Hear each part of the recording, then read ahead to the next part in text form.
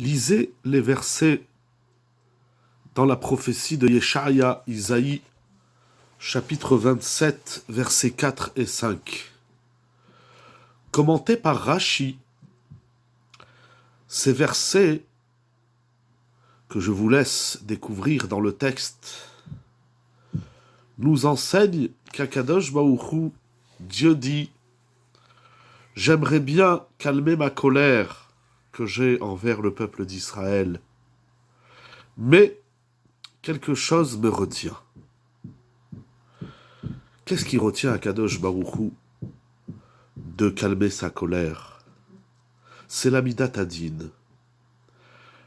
La justice, dans le monde, il y a plusieurs midot d'Akadosh Baruch Hu, le din, la rachamim, et beaucoup d'autres encore. Akadosh Baruch Hu peut être clément. Il est clément, il nous aime. Il aime ses créatures. Akadosh Baruch Hu, il aime son monde. Mais cet amour inconditionnel connaît, je ne dirais pas une condition, puisque inconditionnel, mais un moyen. Akadosh Baruch Hu, il nous aime. Regardez un couple, par exemple. Lorsque l'un des conjoints aime l'autre, mais l'amour ne va que dans un sens, alors il finit par faner, par disparaître, par s'évaporer. L'amour, c'est mutuel. L'amour, c'est à double sens. Si on n'aime pas Akadosh Baruch Hu, il ne peut pas nous aimer. Il est en colère. La Midat Hadin dit à Akadosh Baruch Hu, mais quelle différence y a-t-il entre Israël et les nations? Les Mefarshim, entre Rashi et le Targum sur place, nous enseignent que si on fait tchouva, tchouva ça veut dire revenir vers Akadosh Baruch Hu, c'est lui montrer qu'on a envie de venir vers lui. Et lorsqu'on revient vers Akadosh Baruch Hu, c'est un signe d'amour. La tchouva, c'est pas compliqué. La tchouva, c'est aller dans le sens d'Akadosh Baruch Hu. Mais pas l'amour. Oui, j'aime Dieu dans mon cœur. L'amour, c'est des gestes. L'amour, c'est un comportement. C'est pas des mots, c'est pas un concept. On peut parler d'amour pendant des jours, mais s'il n'est pas concrétisé, réalisé, si on ne vit pas dans un univers de ahava, d'amour, alors ça n'a pas de sens.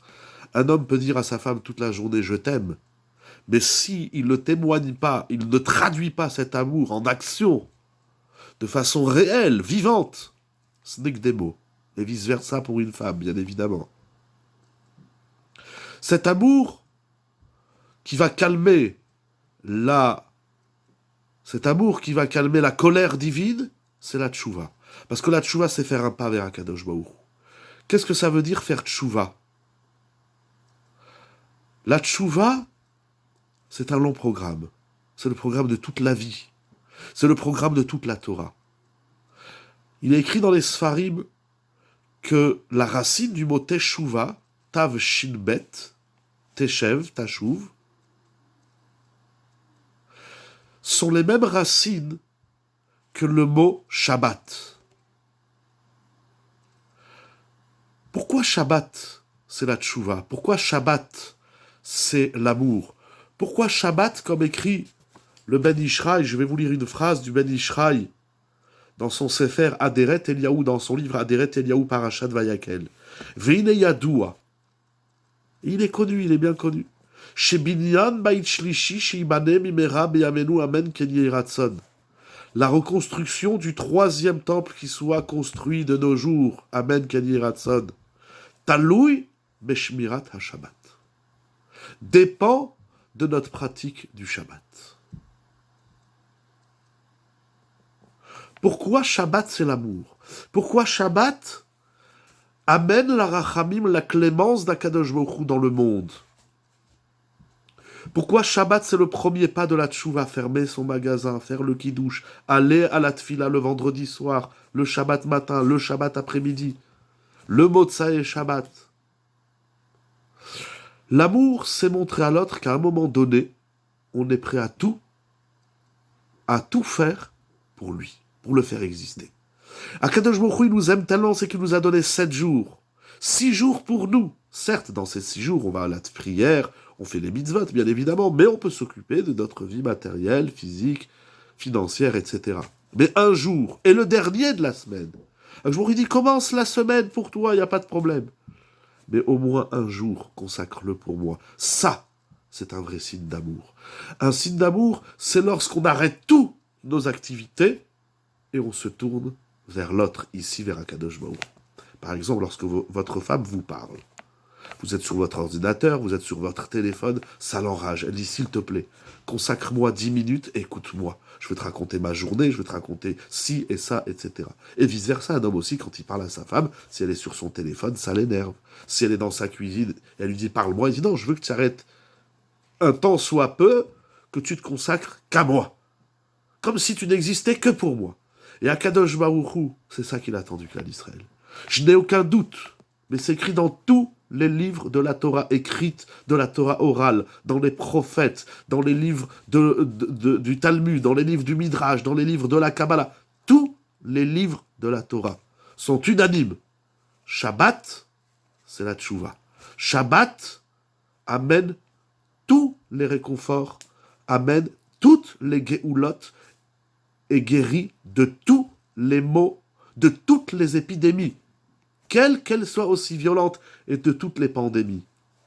Shabbat, c'est le remède de toute l'histoire du clan Israël. Renforçons-nous dans le Shabbat. Apprenons les lois du Shabbat. Pratiquons le Shabbat. Fermons notre magasin le Shabbat. N'ayons pas peur de perdre de l'argent pour montrer à Kadosh Baruch Hu que nous l'aimons et que nous attendons sa clémence, sa pitié, sa rachamim, qui nous renvoie l'amour qu'il attend de nous donner. Soyons prêts à recevoir cet amour d'Akadosh Baruch Hu à travers le respect du Shabbat. Depuis l'allumage des Nérot le vendredi soir, la Adlakat Nérot, jusqu'à la Havdalah, 25 heures pour Akadosh Baruch Hu. Somme toute, c'est pas beaucoup sur 7 jours. Somme toute, Shabbat, il n'y a rien à faire, si ce n'est que d'aller à la synagogue, d'étudier, de prier et de passer des repas shabbatiques dans l'harmonie, dans la joie, dans l'amour de sa famille et dans l'amour d'Akadosh Baruch Hu. Face à Akadosh Baruch Hu, que le clan Israël comprenne que Shabbat, c'est la valeur la plus essentielle de la Torah, du judaïsme, de la vie, et qu'enfin nous puissions bénéficier de toutes les bénédictions d'Akadosh Baruch Hu pour que la paix réside dans le monde, la santé réside dans le monde, la bénédiction réside dans le monde tout entier. Amen, Ken Yehi Ratzon.